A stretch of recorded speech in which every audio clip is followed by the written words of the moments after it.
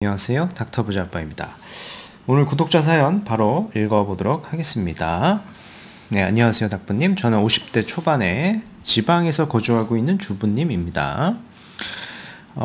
소득은 이제 남편 외벌이이고 연소득은 7천 정도입니다. 상속받은 지방에 상가주택이 있습니다. 현재 여기서 실거주 중에 있고 월세를 조금 받고 있습니다. 저는 팔고 싶은데 남편이 극구 반대를 해서 못 팔고 있습니다. 외진 곳이라 막상 팔려고 해도 매도는 쉽지 않을 것 같습니다. 저의 자본은 2억 정도 있고 비상금까지 하면 최대 3억. 용산에 투자를 하고 싶은데 가능할지요? 서울에 사는 지인 말로는 원효로 1가에 한 5억대 빌라도 있던데 여기도 괜찮을까요? 단기적인 투자처를 찾는 것은 아니고 이제 막 대학을 졸업한 자녀를 위해서 서울의 작은 씨앗을 만들어주고 싶은 소망이 있습니다. 라고 이렇게 사연을 주셨습니다. 제가 이제 보내주신 사연은 잘 이해를 했고요. 뒤에 이제 지도하고 기사 등을 통해 가지고 어떤 식의 의사결정을 하시는 게 도움이 되실지에 대한 의견을 말씀드려 보도록 하겠습니다.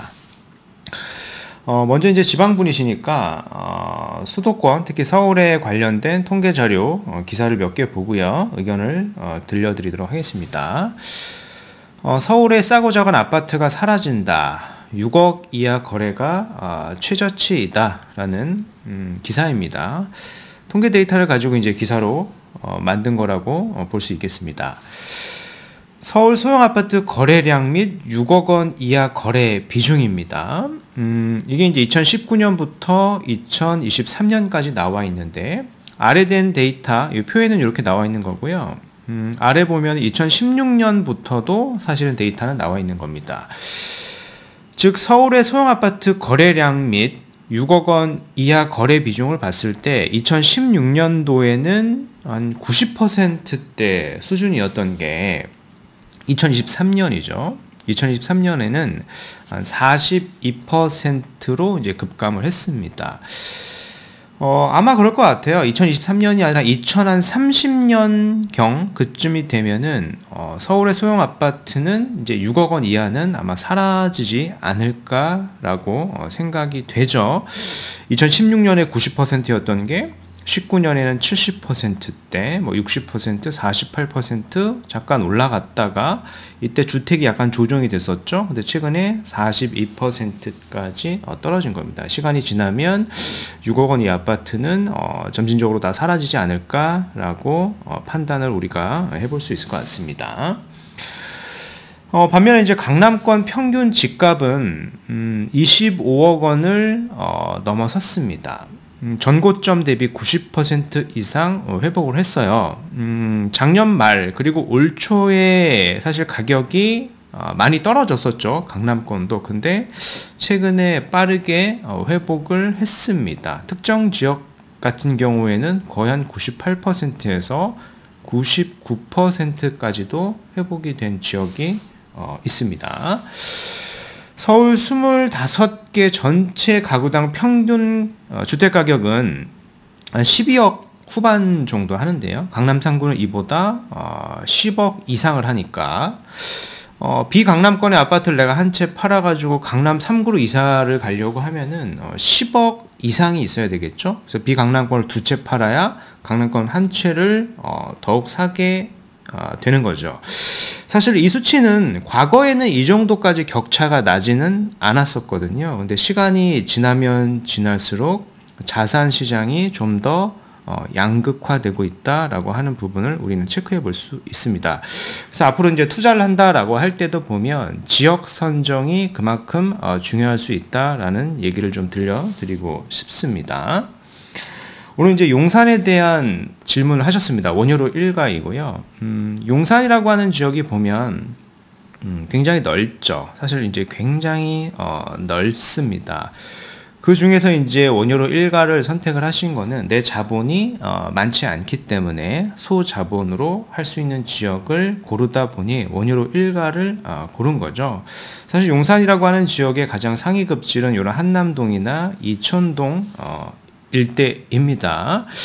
상대적으로 원효로 일가가 물론 용산이기는 합니다만은 용산 내에서도 봤을 때 객관적으로 입지가 아주 우수한 지역은 아니다라고 객관적인 평가를 한번 해볼 수는 있습니다. 원효로 일가가 역세권 도시정비형 재개발로 2022년 5월 6일에 정비구역 지정 및 정비계획에 대한 열람 공고를 이미 했습니다. 구역까지 이렇게 나와 있고요.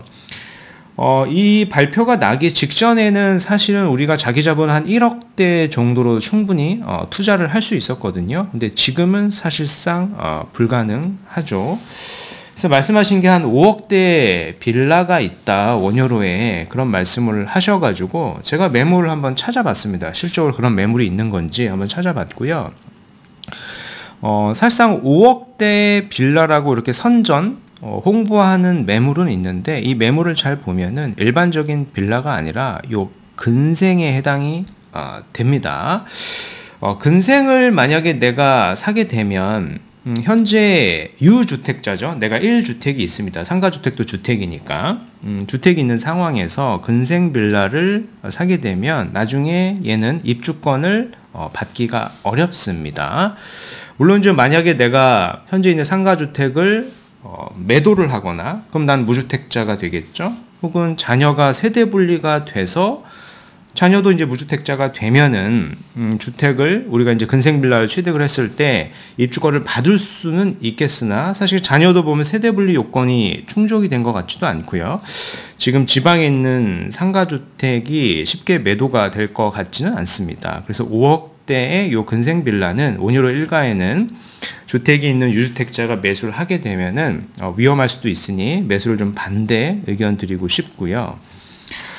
그러면 남은 빌라가 뭐가 있느냐라고 보면 대부분 빌라들이 한 8억 정도 합니다. 얘는 보면 1.5룸인데 8억이고요. 기타 다른 매물들은 한 12억씩 합니다. 제가 봤을 때 너무 단기간 안에 가격이 많이 오른 게 없지 않아 있습니다. 물론 이제 향후에 여기가 구역 지정이 되고 나서 조합 설립이 되고 신축으로 입주가 되면은 이보다 시세는 더 높아지는 건 맞겠는데요. 초기 투자 자금이 사실 너무 많이 들어갑니다. 이런 빌라를 사려고 하면은 최소한 5억 이상의 현금이 필요할 겁니다. 근데 현재 자본이 보면은 한 2억에서 3억의 자본이니까요. 요런 빌라는 사시면 안 되고 현재 유주택자니까 요런 빌라도 사실은 자본상 우리는 살 수가 없는 거겠죠. 이렇게 이해를 하시면 될 것 같고요.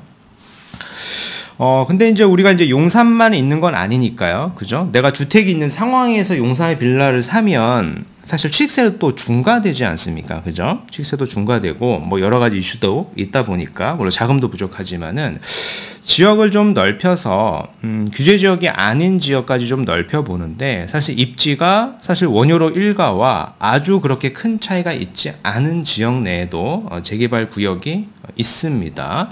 한 2억에서 한 3억 정도로 충분히 우리가 검토를 해볼 만하다라고 저는 생각이 되고요. 지역을 보면은 여기 압구정이죠. 압구정 바로 아래가 옥수동이라는 데가 있고요. 그 바로 옆에가 이제 금호동입니다. 금호동 일대도 보면은 현재 재개발을 추진 중인 구역이 있습니다. 입지를 보면은 매우 우수한 편에 속하는 지역이니까 뭐 관심을 가져볼 만합니다. 금액을 보면은 한 5억대 정도 하죠. 얘는 근생이 아니라 빌라입니다.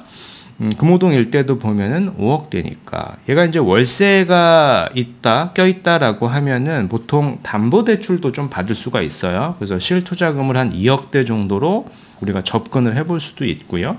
뭐 전세를 맞춘다라고 하면 한 3억대 정도로도 접근을 해볼 수 있는 그런 물건이다라고 한번 생각을 해보시면 될 것 같고요. 굳이 꼭 내가 용산을 사야 된다, 용산에 리스크가 있는 물건을 사는 것보다는 지역적으로 좀 더 넓혀 보시는 거를 전 추천드리고 싶고요.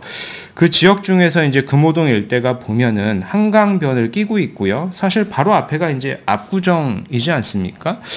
물론 이제 금호 21구역 같은 경우에 보면은 사업 기간이 많이 남아 있긴 한데요. 자본 자체도 그렇게 많이 들어가는 게 아니고 지적 입지도 좋기 때문에 그리고 향후에 10년 뒤라고 봤을 때 바로 앞에 이제 압구정의 어떤 재건축이 좀 더 가시화됐을 때 같이 시세가 조금 이렇게 커플링 될 수도 있다. 시세를 연동받을 수 있다. 흔히 이제 옥수동 일대도 보면은 압구정, 뭐 뒷구정이란 얘기도 하지 않습니까? 바로 옆에 있는 게 이제 금호동이니까 시세의 영향을 충분히 받을 수 있는 상위 급지에 속한다라고 평가를 할 수가 있겠죠. 보시는 것처럼 이미 개발을 진행 중에 있습니다. 재개발 바람부는 금호, 성동의 미래메카 기대감이 커지고 있다. 성동구 금호 제21구역 주택 재개발 사업 조감도까지 이렇게 나왔고요. 고시가 된 지역이니까 그렇게 걱정하지 않으셔도 될 것 같습니다. 관심을 한번 가져볼 만하다라고 정리를 해드리고 싶고요. 그러면 이제 걱정을 하실 수 있어요. 용산이 더 상위급지인데 용산의 주택 가격이 향후에 더 오를 건데 용산을 사고 싶다라고 할 수도 있는데요. 제가 말씀을 드렸지 않습니까? 원효로 일가라고 하는 지역을 용산 전체적으로 이렇게 보면은 용산 내에서도 그렇게 상위 급지에 속하지는 않고요. 그럼 우리가 이제 정비 사업을 투자하는 거니까 원효로 일가라고 하는 인근의 신축 아파트 용산 롯데캐슬 센터 프레라고 하는 아파트의 가격을 보면은 국평 기준으로 나와 있는 게 중춘 기준으로 한 17억대 초중반 정도로 나와 있습니다. 그죠? 그래서 여기는 우리는 이 정도의 기대 수익을 가지고 정비 사업을 롱텀으로 투자하는 거지 않습니까? 근데 이제 우리가 살 수 있는 빌라의 가격은 막 8억에서 12억짜리 빌라밖에는 남아있진 않고요. 이 빌라조차도 사게 되면 취득세가 준과가 되겠죠. 그래서 이런 선택지보다는 인근에 있는 제가 이제 금호동 일대도 보면 신축의 아파트 시세를 보면은 원효로 일가의 시세와 큰 차이가 있지 않습니다. 오히려 호가는 더 높게 나와 있죠. 그만큼 이제 금호동 일대도 상위 급지에 속한다. 서울 내에서도 보면은 25개 자치구 내에서도 상위 급지에 속하는 지역이니까요. 이 지역을 보시는 게 오히려 좋을 것 같습니다. 그래서 금호동 일대 정비사업구역이 오히려 용산의 원효로보다 덜 알려졌기 때문에 아직까지는 시세가 빌라 가격이 많이 반등을 하지 않은 상태다라고 저는 평가를 합니다. 참고해 보셨으면 좋겠고요. 오늘 말씀드린 내용을 좀 요약을 해보겠습니다. 50대 초반의 지방 거주 주부님이시고요. 외벌이 연소득은 7천입니다. 지방 1주택 보유 상태로 한 2억에서 3억 자본으로 부동산 투자 문의를 주셨고요. 그래서 이제 원효로 1가 5억대 빌라 매수해도 괜찮을지 질문을 주셨는데 원효로 1가 5억대는 정확하게는 빌라가 아니라 이제 근생이고요. 근생 빌라이고 유주택자가 이 빌라를 근생 빌라를 매수하게 되면은 향후 입주권을 받을 수가 없습니다. 그래서 리스크가 좀 존재를 하죠. 내 집을 지방이다 보니까 당장 팔 수도 없으니 매수를 하지 않는 게 맞다라고 좀 의견을 드리고 싶고요. 대신 한 2억에서 3억의 자본이면은 금호동 일대도 사실 우리가 접근을 해볼 수가 있습니다. 아주 예정지도 아니고요. 지금 재개발 구역으로 발표가 된 지역이니까 검토를 해보면 좋겠습니다.